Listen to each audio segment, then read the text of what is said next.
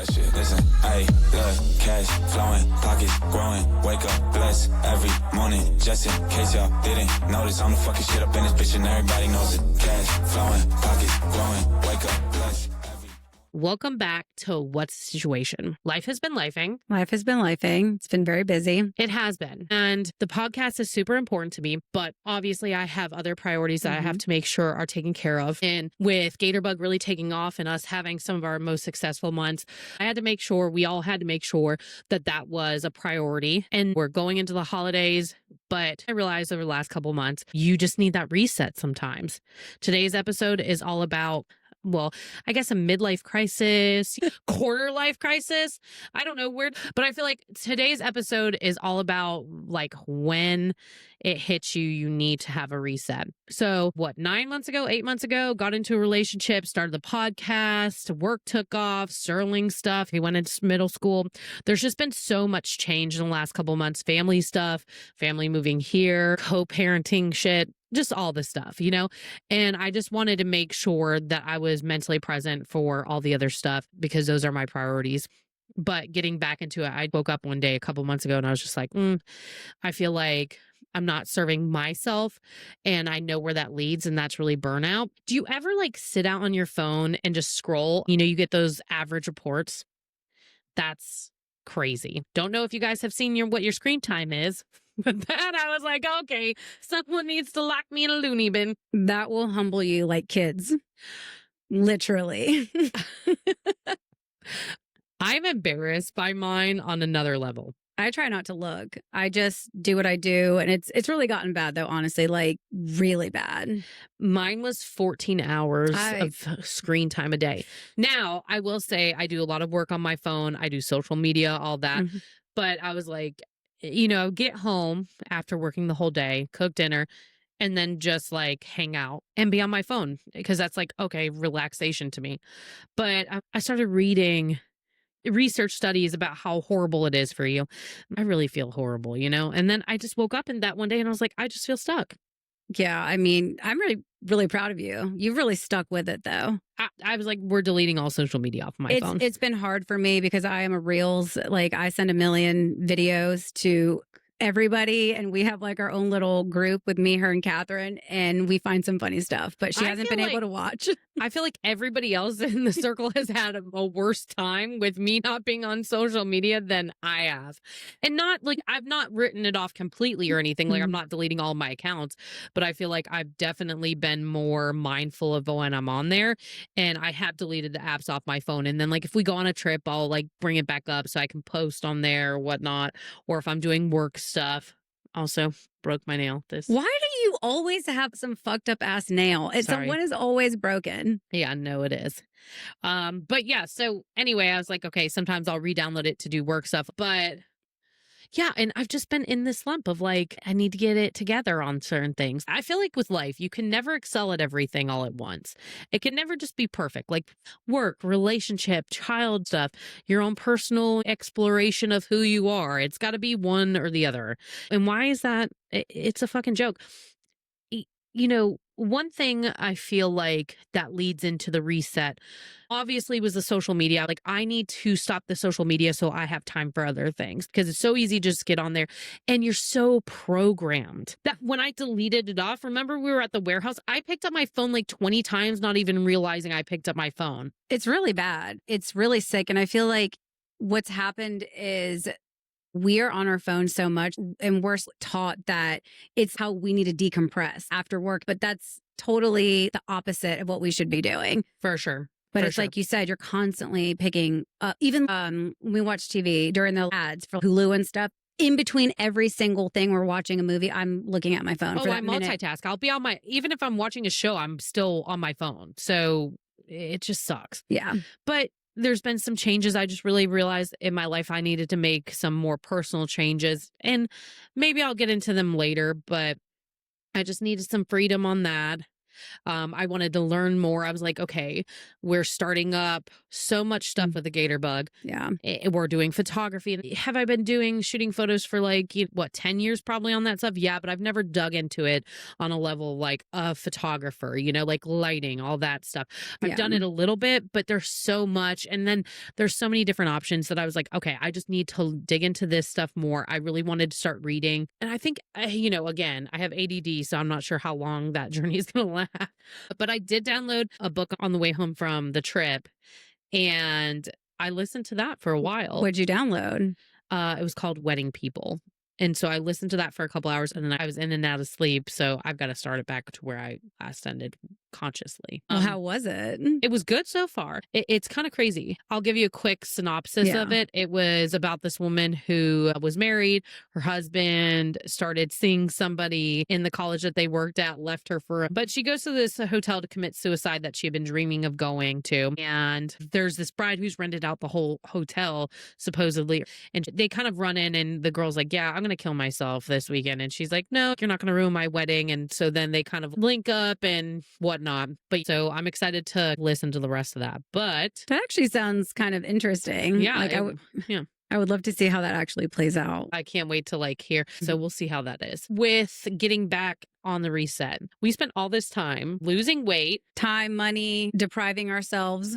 Which we really didn't actually, but... No, we were just so sick that we were throwing up all the time. Not throwing up, but we just didn't eat like that. Yeah. But we spent so much time losing all this weight, okay? And then I go, okay, I had this is how, if anyone has ever lost a good amount of weight, you have different clothing for that time frame, okay? Absolutely. And you got your skinny jeans and your fat jeans. And I usually try to get rid of all of my fat jeans. That way they're not lingering there. Big mistake, because now I've got to go buy all new jeans. But anyway, I had these one jeans that were my skinny jeans, okay? And if I gain any weight and can't put them on after we lost all this weight, I knew that I needed to get refocused and lose the rest of the weight. I feel like where you went wrong, first of all, you always have to keep one pair of your big jeans. I kept one pair, but I was like, no, because I'm not going to get back into them. Joke's on me. So anyway, went past the skinny jeans, went into my normal jeans, but then my normal jeans they're tight. They're very tight. It's like, when you lay on the bed and you're like, okay, let me... And then it's not a good look for anybody. Not fun. It's not fun. So that hit me. And I think it's with anything. When you get into a relationship and you have so much going on, and not to blame relationship on this, but I think your time and energy just go into different things. So you're like, okay. And then you're happy, you're drinking, you're eating. You're like, okay, someone not someone loves me, because that sounds so fucking stupid, but just in a general sense of they're like, oh, let's go out to eat. Let's go drink. You start doing that kind of stuff. And then you kind of just lose sight. And then after I had gotten really sick and had that flu and threw up 60 times, anytime I would see my medicine, I would get a physical reaction to feeling sick again. Because on the semaglutide, you feel nauseous a lot of the time. You do. And so you don't eat. Yeah, you'll feel nauseous and be puking. But so I stopped taking that because I don't want to feel like that. But I had not gotten on the scale. I did get on the scale the other day, and I had a mini meltdown. I don't want to say meltdown, but I was just like, okay, we need to get refocused again. We need to get back on it. So I'm excited about that. I need to get back. I need to start working out, because I feel like I just, not even for weight loss, but just mental. Yeah. I mean, that's helped Matt significantly. Yeah. And I feel like it helps a lot of people. And that's one thing that I have to get onto. I don't know what it is with myself, why I just can't push myself to just be consistent. That's my problem. It's the inconsistency. That's not fun. I mean, if you're going to a gym and lifting, that's different. But there's really no gyms around here that are convenient. No. They have the one CrossFit gym, but I'm not going into there because they're not even open. No. 3/4 of the day, they're not even open.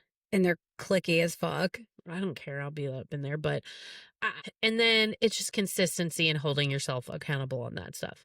And after I've woken up at 5, come home, do all this stuff, I don't really want to jump on the rowing machine. That's the last thing anybody wants to do. But I did tell Matthew the other day, I said, this time change has been pretty good. I feel like I've been waking up way earlier than I need to, but maybe I need to utilize that and actually, go on a walk or take a class like at my house because I have the Peloton app, which I love, not just for the bike because I don't have the bike, but their workouts in general are awesome. So Peloton, if you want to sponsor this, please. go for it. You know what? That's a good idea because I think it's just getting going. Yeah. Because when you get into your like consistent schedule, then you're just used to it. But it's so boring unless you're going somewhere, Yeah. And what they have Pilates, but it's so hard to get into over here. It's the whole thing. But anyway, that's our new goal is getting back on track. Had you gotten on the scale yet? I have. Did go a while because I was like, I'm not doing it to myself, but I did. I have been getting on. Were you like, oh, damn? Or were you like, okay, I can work with that? It's not oh damn yet. Okay. Thank God. But it's gonna be, I mean, for me, oh damn is like 15 pounds and I'm like 10, 12. So I'm almost there. Like, okay. Yeah. Yeah, it's time. Yeah. We worked too hard. Seriously, like I thought about this the other day. Like I refuse to go back to how I was. I'm just not doing it. So yeah. I really think it's just about being more aware about what we're doing too. But, it is what it is. We're going to get back on track and do our shit. Life in the last week has changed a lot for me.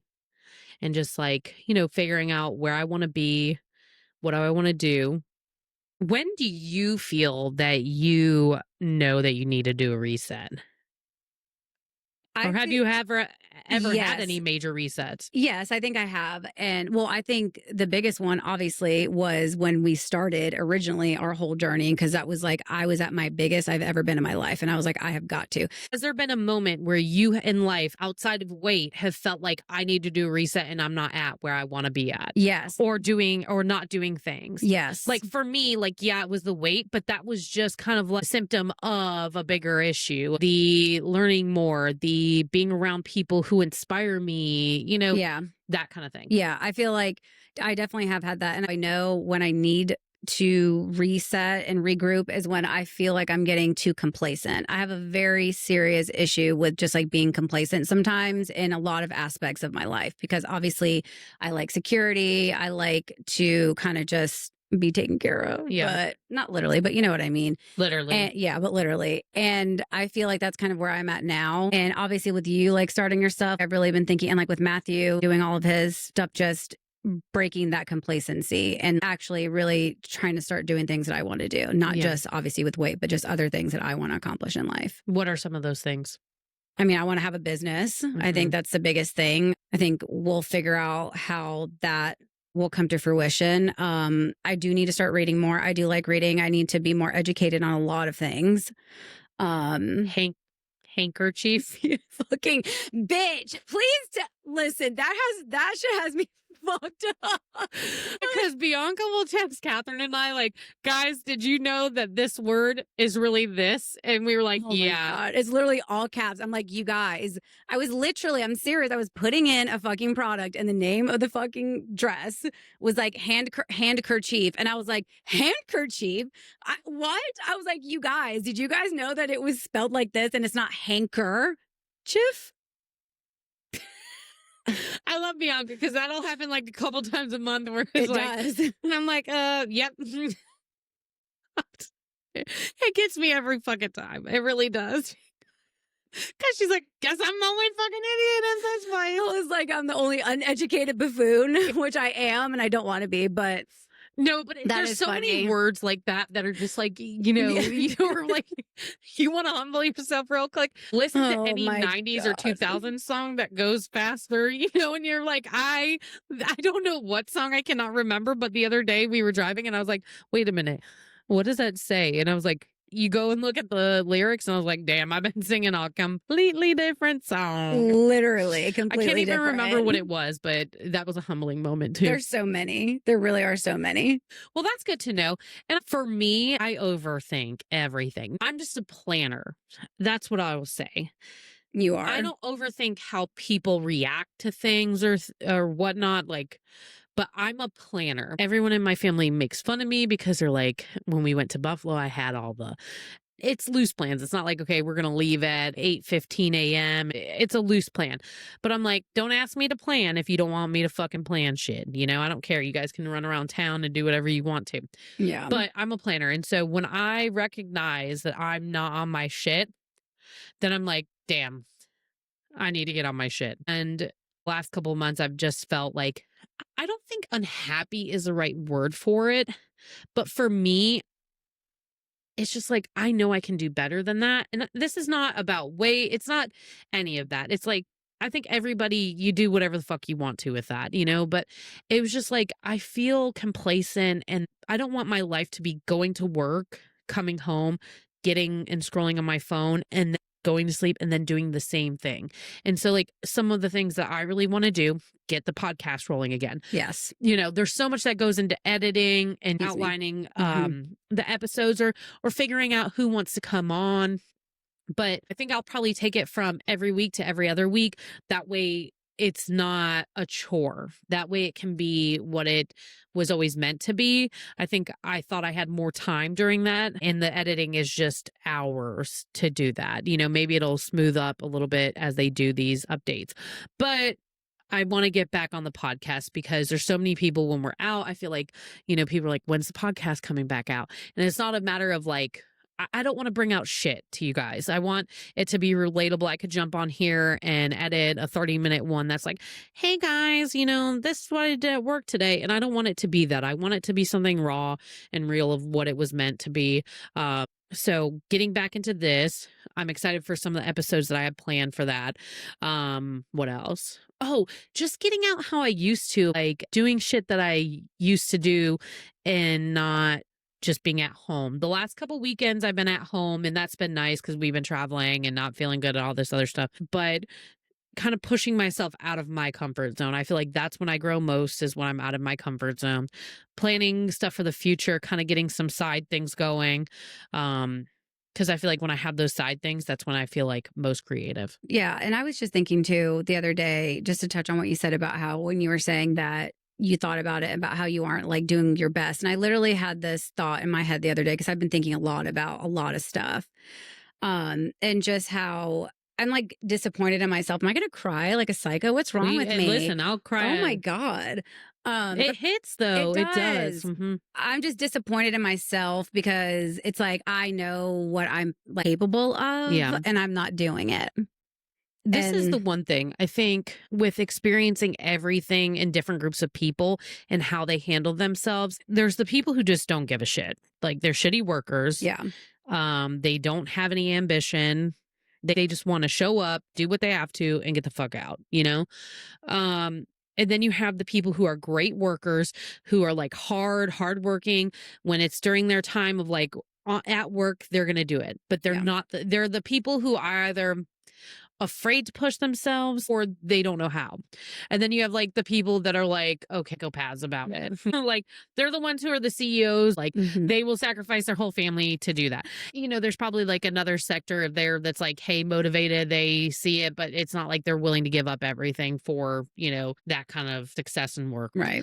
But I think it's hard. But when you watch people who are capable of doing that, motherfuckers, my pet peeve when I watch people who are capable, it will eat me up inside. When someone's capable and just is afraid or does not make those decisions or doesn't do something. Or is not confident in what they know. I think that's my biggest thing too, is the lack of confidence. I think for people who don't run businesses, they think that people who are business owners, they all have these answers. I'm going to give you some. I've watched multiple businesses, ones that have failed, ones that have taken off, ones that are big businesses. And guess what? No one fucking knows what they're doing. They just go for it. They believe in themselves enough and they just jump. And you hear this all the time. I think people think to be an entrepreneur and start a business, you have to have all these. Yes, you want to be set up with plans. Right. That there's no, like you want to have contingency plans and those things. But sometimes just making the move and then being like, okay, this is what my game plan is. And at this point, if it doesn't work, then I'm going to pivot. Maybe I'll do something else, or maybe I'll have to close it down. But just making that first step into that arena of the entrepreneur, opening up your own business or doing your things or pushing yourself is so important. And not to shit on my mom by any means, but my mom is probably one of the more brilliant people that I know. She's well educated. Didn't go to college, but she can wipe people with anything. Yeah. But she never had confidence in herself. And she always wondered if I do that, what if I fail? And growing up, I kind of saw both ends of things. Like I saw what my aunt and uncle did, and then I saw what my mom did. And in high school, I didn't do a couple things because I was so afraid of like, well, what if I fail, or what if people see me that way? And I think once I got out of high school, I was like, well, I didn't do any of the shit that I actually wanted to do. And then I started thinking about it, and I'm like, I've already failed before I began because I'm not even doing it. Like if I do it and I fail, okay. And I think, your mindset just has to kind of change, because I think a lot of people are like, okay, well, if I fail, that means I'm a failure. And that's not what that means. I mean, you start reading into all these CEOs or people who have built billion-dollar companies. Elon Musk. I mean, how many companies has he built and have been on the edge of like having no money, bankruptcy, spacecrafts exploding in air, and he's invested his whole business in that. That's part of succeeding as failure, is to know what you need to do, seeing what didn't go right and then changing it. And so I think I've become a little more comfortable with the ideal of failure. That's just part of it. You might fail. You got to pivot, learn when to pivot, and accept that. I think the people that do fail are the ones who are like going down with the ship. Like, this was my idea, I'm not going to change it or try something else. Yeah. No, I definitely get that. I feel like why it's so hard too is when obviously when you're a small business or you own a business, it's like you're so passionate about it. So when it doesn't go the way that you want to, it's devastating. I feel like, when me and my sister had our little business, I just forget, like looking back, how I think that I actually crave like having something else, because I loved that. Like we literally loved doing that. And it really was like something that we were passionate about, something that I was happy doing. And I haven't had anything like that since. Like the more that I really sit back and think about it, it's just a matter of what is that going to be for me now, Yeah. When you're exploring those options of what is going to be that passion now, and that's another thing of the resetting your life. Part of the reason I started the podcast was because I was tapped out just creatively on the Gatorbug stuff. You put everything into it, and if that isn't showing up in the way that you want it to, then you have nothing else. For me, business was always my hobby. And so having, I think, the podcast of like even just a few episodes to feel like rejuvenated about that. Yeah. Then you're like, okay, I can go back and do the other stuff in the way. But, and I think that that's where I'm at now. Not that I'm anywhere near burned out. I'm still so excited for everything that we have coming into play at the Gatorbug. But it's like taking a step back. I'm like, I spent 5 years probably not doing anything besides GB. Yeah. And so like seeing the last couple of months, I've spent a lot of work and time into doing the Gatorbug stuff. Now I need to come back into my own thing and have my own hobbies and joy, Yeah, which I think is healthy. Do you feel like you're at a reset moment outside of the health journey, or, I think I'm getting there. Yeah. I think for me, it's going to be baby steps. Like I can't focus on too many things at once. Because I don't think that that's sustainable if I'm trying to figure out what I want to do that I'm passionate about outside of that, or, whether that's eating healthy. I can't do all of that. I have to try to figure out and focus, I think, on one thing.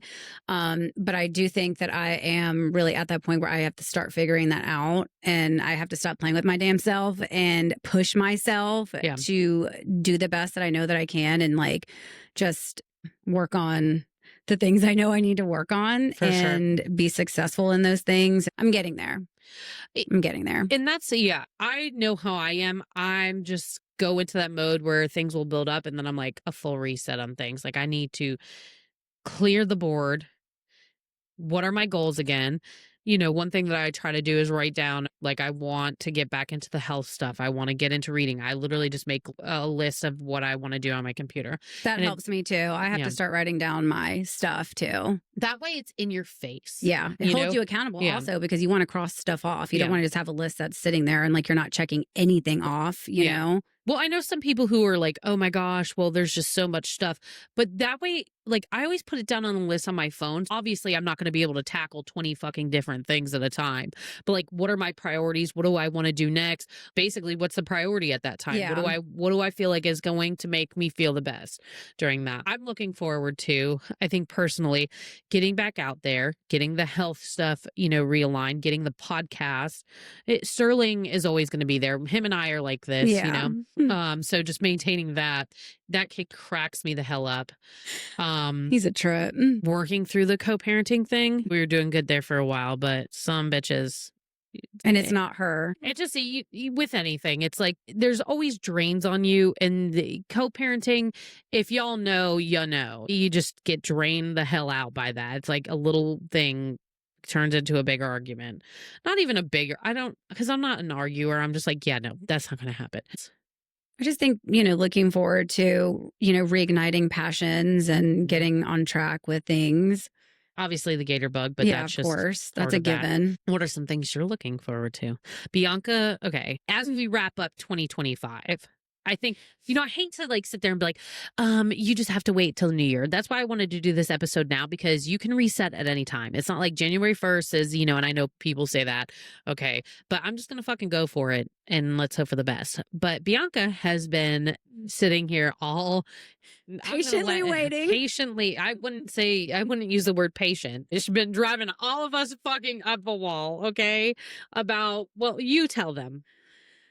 Well, obviously, if you know me, the biggest thing that I am hopefully, looking forward to is getting engaged, taking the next step with Matthew. No pressure, Matt.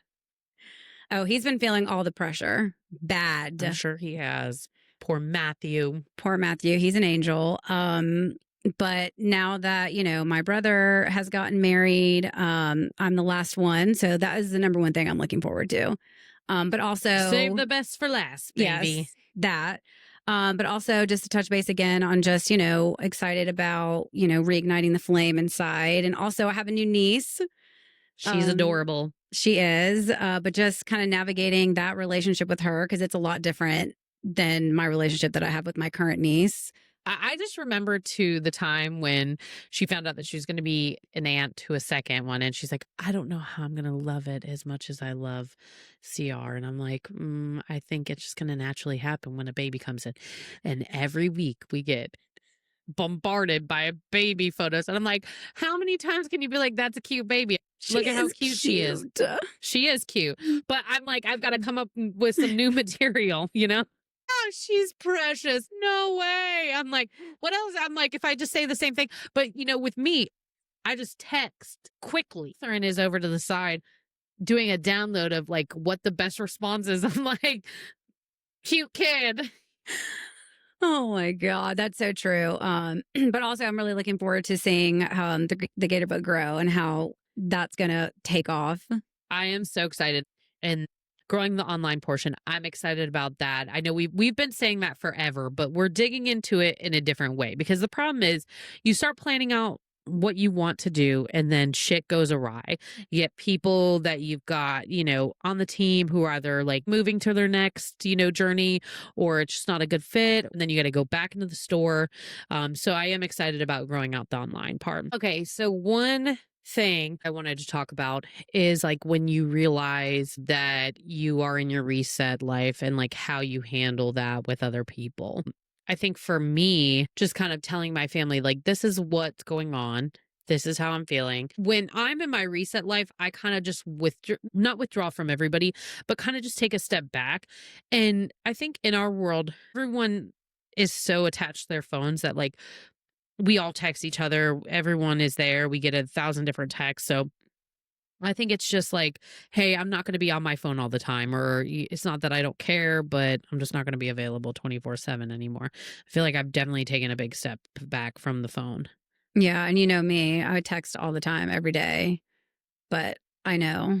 As I say that, it's like, I ding, know. ding, ding, ding, ding, ding, ding, ding, Yeah, but they're texting you. You're not texting them. No, but that's how life is like, okay, I'm going to take a step back on that. So I think the takeaway from this episode is really one, if you're someone who feels like you have to reset or just want to hear our shit of how we need to do a reset, hopefully this episode will help you on that. There's a lot of personal stuff happening behind the scenes. I like to open up about things. So, maybe we'll dive into that. But I love that we're getting back into the podcast.